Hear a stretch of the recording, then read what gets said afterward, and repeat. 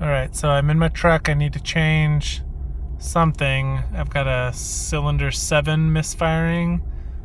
And if you just kind of watch the RPM, you can see it's definitely bouncing around. It's not running very smooth right now. Okay, so I've got a cylinder that's misfiring, cylinder number 7, which is the very far back right one on here. My engine's been idling kind of rough for about a while, and the check engine light comes on and off telling me I got a bad cylinder firing. So that far back one there is cylinder 7. I got stuff to change all the plugs though, because I don't think they've been changed for a while. Alright, so the first thing we need to do is pull the wires off. It should come off pretty easy. There we go. Okay, so that's the old one. So I'm going to take this, what do you call this, heat shield off and replace that cable. So the first thing I'm going to do is check that I actually have the right part, because I've gotten into this before and found out that I had the wrong part. That's definitely going to fit. So that's the first thing I wanted to check, that it was the right length, so I don't get into this and have a problem. I'll show you what I got here in just a sec. My boys are asking to see what's going on. Alright, almost there. Okay, got the first spark plug out. And that is what it looks like. So this is the bad cylinder. At least the one that the, let's see, get it to focus here. This is the one that the sensor's telling me is bad. So pretty corroded. Let me go get a clean one, you can see. Alright, so here's a bad one. You can actually see part of the kind of shrouding there is broken off. I have no idea where that went. Hopefully it's just eroded away and come out with the exhaust, and there's not a piece of spark plug sitting in the cylinder. And this is what a new one should look like. So there's definitely some wear there. So this is the one that, this is cylinder 7 that I said was misfiring. Hopefully when I change this, that error will go away and it'll stop idling rough. Okay, so got my new spark plug. Gonna feel around in here, I'm gonna very carefully. Okay, and I'm kind of like wiggling it around, making sure the threads go in correctly.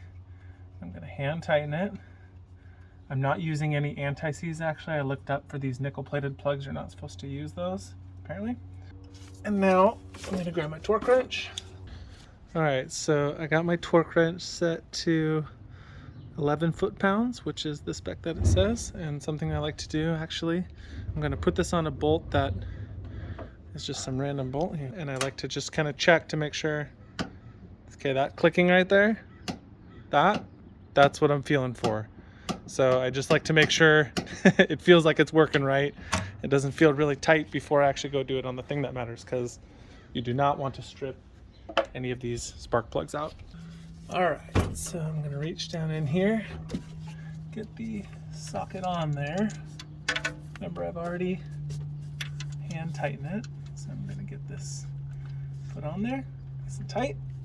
Okay, I'm gonna grab my torque wrench, get that plugged on into there, and I'm gonna tighten it until I hear that clicking sound. Make sure I got this the right way. Tighten. Yep, okay. Now this wrench is a lot longer, so I might have a harder time here, but we'll see.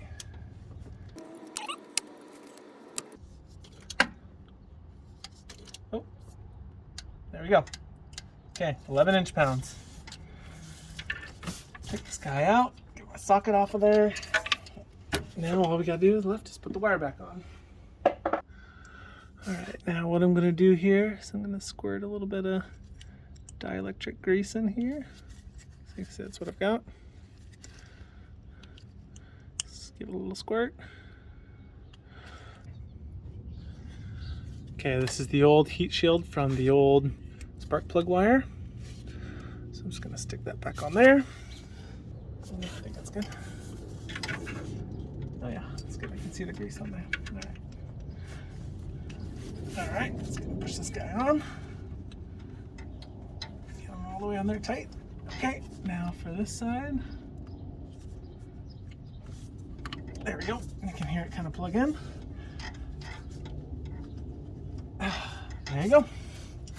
Spark plug changed. So you can see there, new wire plug next to the old one. So that should be good to go. All right, so as you can see, the left side of the engine is way busier than the right side. See all that in the way there? None of that in the way here. So I don't think I'm going to attempt to film this. You can see I can barely even get my hand all the way back in there around the air conditioning stuff. In fact, I could just barely touch the plug. So I'm gonna not try to film this, and I'll just catch you up when I'm done. Okay, all done. Took me about 20 minutes or so to get all these on the left side out. You can see all new wires back there on the left side. All new wires on the right side. Let's go start her up. Let's see what happens.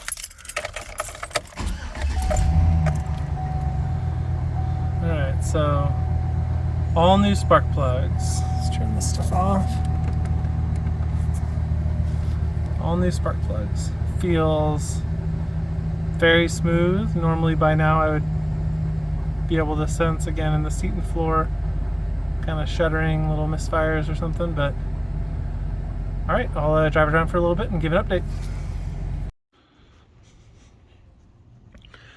Okay, you can see here the verdict. This is cylinder 7. That one was definitely bad. The rest of these are at least intact. You can see the ceramic dielectric there is okay, insulator, but this one is totally jacked up, so I wouldn't be surprised if there was sparks going sometimes to the, you know, side like threaded portion and not even the other electrode there. So that probably was the problem. I'll run it for a few days and see. Hope you enjoy.